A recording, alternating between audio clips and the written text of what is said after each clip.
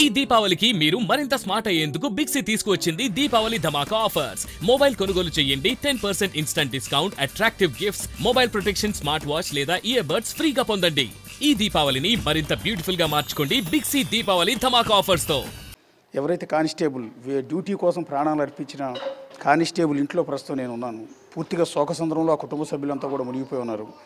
So వారి సతీమణి ప్రణీత గారు, అలాగే కానిస్టేబుల్ ప్రమోద్, ముగ్గురు పిల్లలు మనం ఇక్కడ దృశ్యాల్లో చూడొచ్చు. చిన్న చిన్న పిల్లలు. సో ప్రమోద్ కూడా మీరు విజువల్స్లో చూసుంటారు, చాలా చిన్న వయసు అతనిది. సో ముగ్గురు చిన్నపిల్లలు, పెద్ద బాబు, రెండో బాబు, మూడో బాబు. సో ఇందులో ఇంకొక బాధాకరమైన అంశం ఏంటంటే ఈ మూడో బాబుకి హెల్త్ సరిగా ఉండదు. బేసిక్గా ఆయన షుగర్ సంథింగ్ ప్రాబ్లంతో ఫేస్ చేస్తున్నాడు. దాదాపు 50-60 వేల రూపాయలతో ప్రతి నెల ఒక ఇంజెక్షన్ చేయించాల్సి ఉంటుంది. దాని కొడుకు కోసం అతను ఎంత ఖర్చు అయినా లెక్క చేయకుండా అతను ట్రీట్మెంట్ చేస్తూనే ఉన్నాడు చిన్న బాబుని. ముగ్గురు పిల్లలు కూడా మీరు ఒకసారి చూడొచ్చు. పెద్ద బాబు, రెండో బాబు, మూడో బాబు, ముగ్గురు మగపిల్లలే ప్రమోద్కి. సో వారి సతీమణి ప్రణీత. అంటే ఇది బాధాకరమైన సందర్భం. పూర్తిగా కుటుంబం చాలా కన్నీటి సందర్భంలో వాళ్ళు ఉన్నారు. ఈ సమయంలో వాళ్ళు మాట్లాడించడం, ఇబ్బంది పెట్టడం అనేది కరెక్ట్ కాదు. కానీ ఈరోజు ప్రణీతను చూసి జనమంతా కూడా గర్వపడుతూ ఉన్నారు.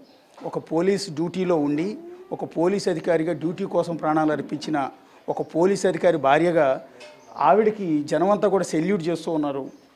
సో ఈ క్రమంలో ఆవిడ ఆవేదనని మనం తెలియజేసుకునే బయట ప్రపంచానికి ఆవిడ ఏమంటుంది, ఆవిడ మాటలు ఏంటి, వాడి పిల్లలు ఏం చేస్తున్నారు అనేది ప్రతి ఒక్కరు కూడా చూడాలనిపిస్తుంది. చాలామంది ఈ నిజామాబాద్ చుట్టుపక్కల ఉన్న వాళ్ళంతా కూడా ఆయన అంత్యక్రియలకు భారీగా హాజరై చివరిసారి ప్రమోద్ని చూసి వెళ్ళారు. ప్రమోద్ అంటే ఇంతకుముందు ఎవరో తెలియని వాళ్ళు కూడా ఆయన చూసి వెళ్ళారు.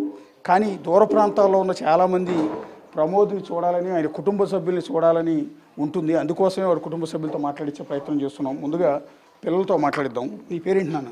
ప్రణీత్. నీ పేరు ప్రణీత? అమ్మ పేరు ప్రణీత కదా? నాన్న ఎప్పుడు చూసావు నాన్న చివరిసారి? లాస్ట్ 7:30. ఓకే. ఫ్రైడే 7:30. ఓకే. ఎలా నానంటే నీకు బాగా ఇష్టం నాన్న?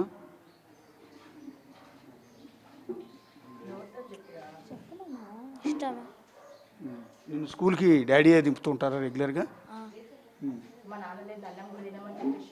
నీకు డాడీ నీకు భోజనం అన్నం తినిపించేవాడా రెగ్యులర్గా? తినిపిస్తాం. అందరం కలిసి తింటాం కూర్చొని. అయితే మా డాడీ తినిపిస్తాం. బాగా కబుర్లు చెప్పేవాడు డాడీ నేను?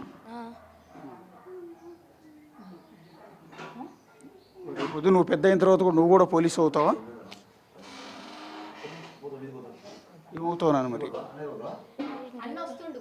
నీ పేరేంటి నాన్న? ప్రమీత్. ప్రమీత్. నీ పేరు ప్రణీత్, నీ పేరు ప్రమీత్. ఓకే. నువ్వేం చదువుతున్నావు? 6th class.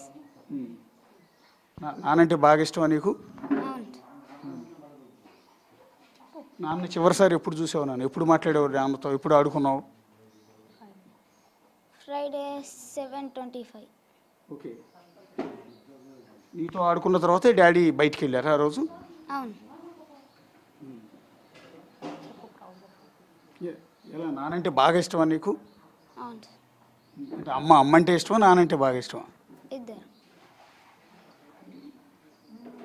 పెద్ద అయిన తర్వాత మరి నువ్వు కూడా పోలీసు అవుతావు నాన్నలాగా? అవును. పోలీసు అవుతావా? నీ పేరేంటి నాన్న? నీ పేరేంటి? డాడీ చెప్పు. డాడీ ఎక్కడికి వెళ్ళారు? డాడీ ఎక్కడికి వెళ్ళారు తెలుసా? చెప్పున్నారే. ఒక డాడీ వస్తున్నాడంట ఆఫీస్ నుంచి. చెప్పండి. ఆయనతో మాట్లాడని పాపం ముగ్గురు పిల్లలు కూడా రాత్రి అంతా ఏడుస్తూనే ఉన్నారు. పెద్ద పిల్లలిద్దరికీ కూడా డాడీకి రాడన్న సంగతి తెలుసు. మూడో బాబు చిన్న బాబు కదా, బేసిక్గా డాడీ వస్తాడని ఎదురు చూస్తూ ఉన్నాడు. ఒకసారి ప్రమోద్ గారి భార్య ప్రణీత గారితో మాట్లాడదాం.